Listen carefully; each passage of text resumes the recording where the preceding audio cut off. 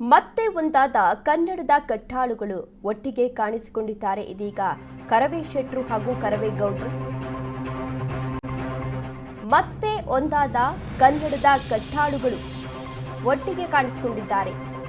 ಪ್ರವೀಣ್ ಶೆಟ್ರು ಹಾಗೂ ನಾರಾಯಣ್ ಗೌಡ್ರು. ಕರವೇ ಅಲ್ಲಿ ಇನ್ಮುಂದೆ ಬಣಗಳು ಇಲ್ವಾ ಎನ್ನುವ ಪ್ರಶ್ನೆ ಎದುರಾಗ್ತಾ ಇದೆ. ಸ್ನೇಹಕ್ಕೆ ಮರಳಿದ್ರೆ ಕರವೇ ಶೆಟ್ರು ಹಾಗೂ ನಾರಾಯಣ್ ಗೌಡ್ರು ಬಣ ಬಿಟ್ಟು ಒಂದಾಗ್ತಿದ್ದಾರಾ? ಇಬ್ರು ಕನ್ನಡದ ನೇತಾರರು ನಿದ್ರಾದೇವಿಗೆ ಕರವೇ ನಾರಾಯಣ ಗೌಡ್ರು ಇದೀಗ ಸಪೋರ್ಟನ್ನ ಮಾಡಿದ್ದಾರೆ. ಈ ಚಿತ್ರಕ್ಕೆ ಶ್ಲಾಘನೆಯನ್ನು ವ್ಯಕ್ತಪಡಿಸಿದ್ದಾರೆ. ಕರವೇ ಶೆಟ್ರು ಮಗನ ಸಿನಿಮಾವನ್ನ ನೋಡಿ ಕರವೇ ಗೌಡ್ರಿಂದ ಮೆಚ್ಚುಗೆ ವ್ಯಕ್ತವಾಗಿದೆ.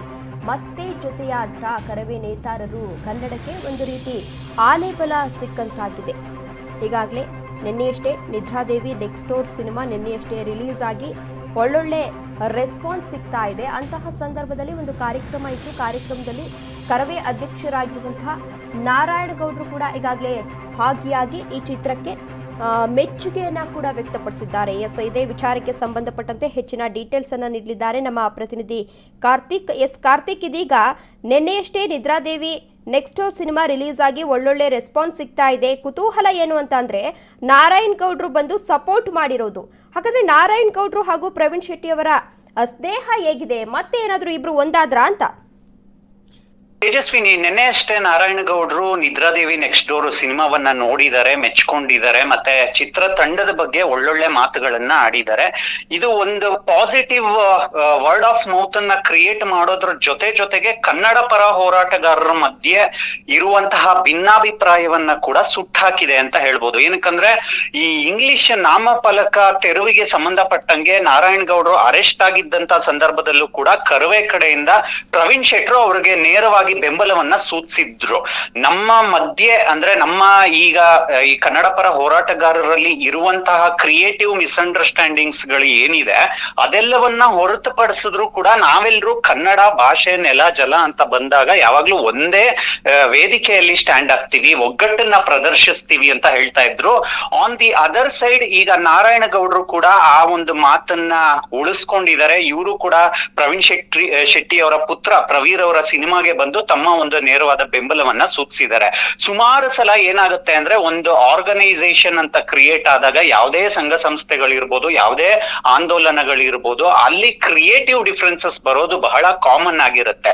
ಒಬ್ರೊಬ್ರಿಗೆ ಒಂದೊಂದು ಅಭಿಪ್ರಾಯದ ದೃಷ್ಟಿಕೋನಗಳು ಬದಲಾಗ್ತಾ ಹೋಗುತ್ತೆ. ಹಾಗಾಗಿನೇ ನಾರಾಯಣ ಗೌಡ್ರು ಮತ್ತೆ ಪ್ರವೀಣ್ ಶೆಟ್ರ್ ಮಧ್ಯೆ ಕೂಡ ಒಂದಷ್ಟು ಮಿಸ್ಅಂಡರ್ಸ್ಟ್ಯಾಂಡಿಂಗ್ಸ್ ಇತ್ತು ಅಂತ ಹೇಳಲಾಗಿತ್ತು. ಆದ್ರೆ ಈಗ ನಡೆದಿರುವಂತಹ ಒಂದು ಒಳ್ಳೆ ಬೆಳವಣಿಗೆ ಅಂತ ಹೇಳ್ಬೋದು. ಏನಕ್ಕಂದ್ರೆ ಕನ್ನಡ ಅಂತ ಬಂದಾಗ ನಾವೆಲ್ಲರೂ ಒಟ್ಟಿಗೆ ನಿಂತ್ಕೊಳ್ತೀವಿ ಅನ್ನುವಂತಹ ಒಂದು ಪರೋಕ್ಷವಾದಂತಹ ಮೆಸೇಜ್ ಅನ್ನ ನಾರಾಯಣ ಗೌಡ್ರು ಈ ಮೂಲಕ ಪಾಸ್ ಮಾಡ್ತಾ ಇದ್ದಾರೆ. ಜೊತೆಗೆ ನಾವು ನೋಡ್ತಾ ಇರ್ಬೋದು ಕನ್ನಡ ಚಿತ್ರರಂಗದಲ್ಲಿ ಒಳ್ಳೊಳ್ಳೆ ಕಂಟೆಂಟ್ ಸಿನಿಮಾಗಳು ಬಂದಂತಹ ಟೈಮ್ ನಲ್ಲಿ ಈ ರೀತಿಯಾದಂತಹ ಸಪೋರ್ಟ್ಗಳು ಬಹಳ ಪ್ರಮುಖವಾದ ಪಾತ್ರವನ್ನ ವಹಿಸುತ್ತೆ. ಯಾರೋ ಒಬ್ಬ ಸ್ಟಾರು, ಯಾರೋ ಒಬ್ಬ ಸೆಲೆಬ್ರಿಟಿ, ಯಾರೋ ಒಬ್ಬ ಪಬ್ಲಿಕ್ ಫಿಗರ್ ಒಂದು ಚಿತ್ರದ ಬೆನ್ನಿಗೆ ನಿಂತ್ಕೊಂಡಾಗ ಆ ಚಿತ್ರ ಇನ್ನೂ ಕೂಡ ಮುಂಚೂಣಿಗೆ ಬರುವಂತಹ ಚಾನ್ಸಸ್ ಗಳು ಇರುತ್ತೆ. ನಾವು ನೋಡ್ತಾ ಇದೀವಿ ಥಿಯೇಟರ್ ಆಕ್ಯುಪೆನ್ಸಿ ಈಗ ಕನ್ನಡ ಚಿತ್ರರಂಗದಲ್ಲಿ ಬಹಳ ಶಾಕಿಂಗ್ ಆಗಿದೆ.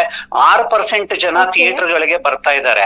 ಈ ಸಮಯದಲ್ಲಿ ಈ ರೀತಿಯಾದಂತಹ ಒಂದು ಸ್ನೇಹ ಸಂಬಂಧದ ಗೆಸ್ಚರ್ ನಿಜಕ್ಕೂ ಕೂಡ ಕನ್ನಡ ಪರ ಹೋರಾಟಗಾರರಿಗೆ, ಕನ್ನಡ ಸಿನಿಮಾಗಳನ್ನ ಪ್ರೀತಿಸೋರಿಗೆ ಬಹಳ ಖುಷಿ ಆಗುತ್ತೆ.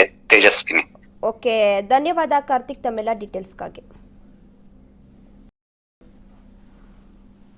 ಹಾಗಾದ್ರೆ ನಾರಾಯಣ್ ಗೌಡ್ರು ನೆನ್ನೆ ಏನ್ ಮಾತನಾಡಿದ್ರು ಬನ್ನಿ ನೋಡ್ಕೊಬರೋಣ. ಒಬ್ಬ ಕನ್ನಡ ಹೋರಾಟಗಾರನ ಮಗ ನಾಯಕ ನಟನಾಗಿ ಮಾಡಿರುವಂಥ ಸಿನಿಮಾ ತುಂಬ ಚೆನ್ನಾಗಿತ್ತು. ಬಹುಶಃ ಪ್ರಾರಂಭದಲ್ಲಿ ಸ್ವಲ್ಪ ಇದಾಗಿತ್ತು, ಆದರೆ ನೋಡ್ತಾ ತುಂಬ ಚಂದ ಅನ್ನಿಸ್ತು ಸಿನಿಮಾ. ಹೀರೋ ಮತ್ತು ಹೀರೋಯಿನ್ ಇಬ್ಬರು ಅದ್ಭುತವಾದಂಥ ನಟನೆಯನ್ನು ಮಾಡಿದ್ದಾರೆ. ನೂರಾರು ಸಿನಿಮಾಗಳು ಮಾಡಿದಂಥ ಕಲಾವಿದರಿಗೆ ಬಹುಶಃ ಒಂದಷ್ಟು ಅನುಭವ ಇರುತ್ತೆ ಅಂತ ಅನಿಸುತ್ತೆ. ಒಂದೆರಡು ಸಿನಿಮಾ ಮಾಡಿದಂಥ ಕಲಾವಿದರು ಇಷ್ಟೊಂದು ಚೆನ್ನಾಗಿ ನಟನೆ ಮಾಡೋದಿದೆಯಲ್ಲ, ಹಾಗಾಗಿ ಅವರ ಪಾತ್ರಗಳಿಗೆ ಜೀವ ತುಂಬಿದ್ದಾರೆ. ಇಡೀ ಕರ್ನಾಟಕ ರಕ್ಷಣಾ ವೇದಿಕೆ ಪರವಾಗಿ ಅವರಿಬ್ಬರಿಗೂ ನಾನು ವಿಶೇಷವಾಗಿ ಸಿನಿಮಾ ತಂಡಕ್ಕೆ ಅಭಿನಂದಿಸ್ತೀನಿ.